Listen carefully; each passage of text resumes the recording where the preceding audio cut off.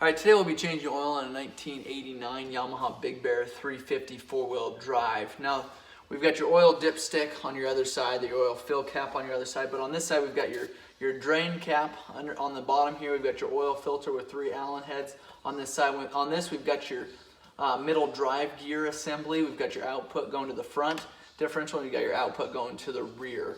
So that's the main part that people miss, is this middle drive gear. I'm going to move this. We're going to start by changing the engine oil,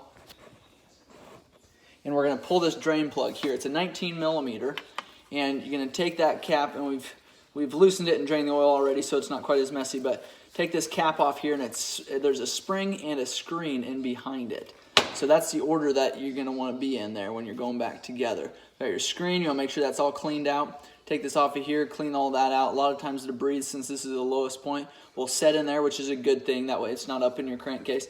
And clean that out really good before going back together. Again, being careful, this is aluminum cap, so we don't strip that cap off there. Now the next thing we're going to drain, most of your oil will come out of this cap here. Next thing we're going to drain is your middle drive gear case here, and that's a 10 millimeter bolt. You're going to pull this drain bolt here, and you'll have about a half a quart of oil come out of this area here.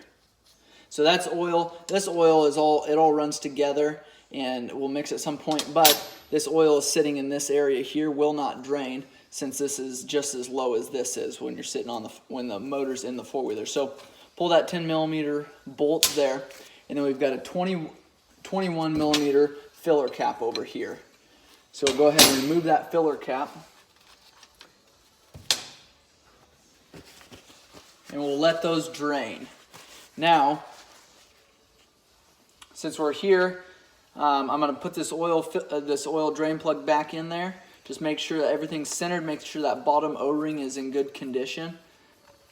That's an O-ring that you may want to replace every time you change your oil. These are some fine threaded aluminum threads. You want to make sure that they go back hand tight first before you really crank on it. If they're not going hand tight, then you probably have other issues. So we'll put that drain plug back in. We'll take this 10 millimeter and put it in. Make sure there's a brass washer on that one. That brass washer will act as a kind of a gasket. It'll seal that if there's any imperfections on that drain bolt. And then we will go ahead and move this and finish the oil change. We've got a 5 millimeter Allen set here. We'll go ahead and pull these bolts. Now these are specific to each hole. They're different sizes. So you want to make sure when we're going back together that those go in the right spot. And we'll go ahead and pull this cover. These will go up to your oil cooler here. These two threaded nipples here will go up to your oil cooler.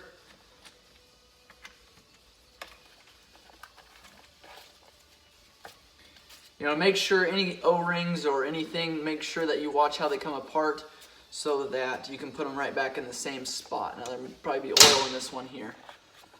Go ahead and pull this cover, and it's a two-piece deal, so make sure you know how to take it apart. This is going to be the bottom bolt here. It's a specialty bolt to hold everything secure. This one's not so special, but it's the correct length that it needs to be. And then this one also is a specialty bolt that goes in that hole. This bolt will not fit in that hole. So, and if you use regular bolts in these two holes, that oil filter cap will move enough to where that will leak and cause problems. So this is your, this is your cover here, and this is what they call an adapter. Essentially it's a spacer. So make sure there's no debris falling in there. There's your oil filter there. You can see it's got a lot of debris in it. So we'll go ahead and change that oil filter. There's a hole on this side that'll fit down into that tab there on your oil filter case. So we'll set that back down in there, obviously replacing it, but make sure you're putting in the same filter that was in there. Again, the two bigger holes will be on these two locations here, and that'll kind of push itself straight when you put it back together. If it doesn't, go ahead and take it off and try again. But there'll be a little bit of pressure, and that's a good thing because you're pushing to seal that oil filter in there. Go ahead and put this back on there. Once your oil is drained from there, you obviously change the filter and go ahead and tighten these back down. Again, making sure the right ones go into the right holes here.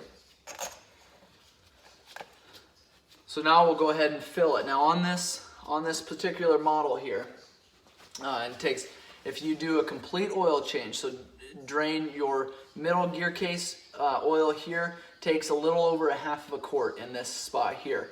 We've got 2.5 quarts that'll go through your other fill, your dipstick hole there. We'll set this motor down. And right here you'll see your oil dipstick.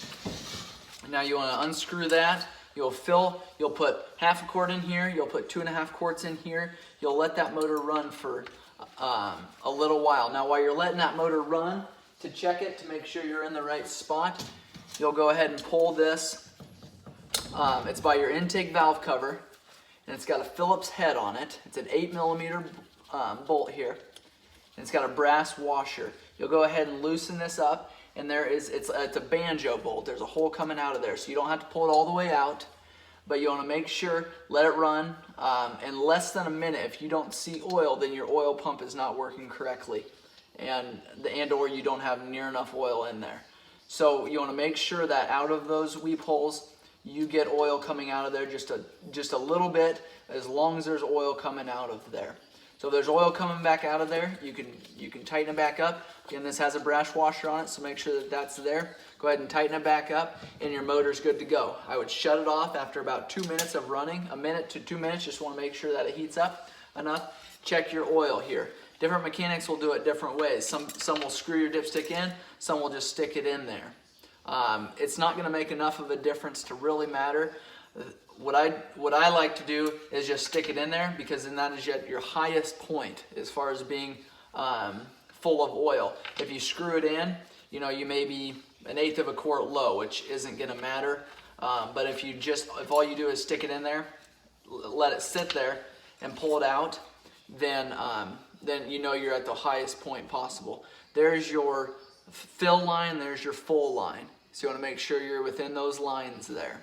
If you're up here somewhere, you didn't do something right, I would drain that oil. It takes about 3.2 to 3.4 quarts of oil if you're doing a complete oil change.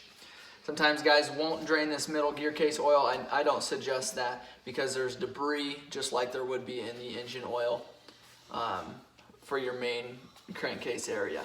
That is an oil change on a 1989 Yamaha Big Bear.